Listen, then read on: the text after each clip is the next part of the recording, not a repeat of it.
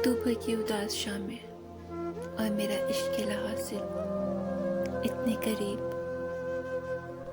वारफ्तगी से तकते हुए आंखें बोझल होने लगी तो मैंने पलकें झपका ली। ताज ने कुछ देर मेरे बोलने का इंतज़ार किया और फिर बड़ी बेकरारी से आवाज़ दी, गुल गुल, कुछ तो बोलो, इतनी खामोशी क्यों? अच्छा चलो बताओ जो तुम बता रही थी कि तुम्हें मुझसे मोहब्बत है। नहीं, मैंने ऐसा तो नहीं कहा। तो फिर आदत है? नहीं, मैंने ये भी नहीं कहा।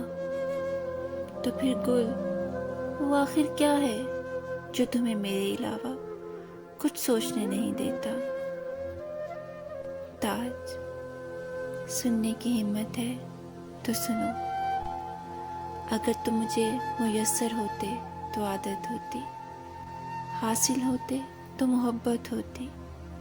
बस ताज की चाहत है गुल को, और गुल कब इस चाहत के सामने बेबस होकर इश्क कर बैठी, पता ही नहीं चला।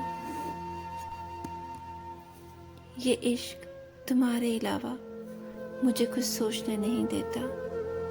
इस इश्क ने मुझे जिंदा दफन कर दिया है, क्योंकि तुम ताज गुल के लिए इश्क हासिल बन चुके हो।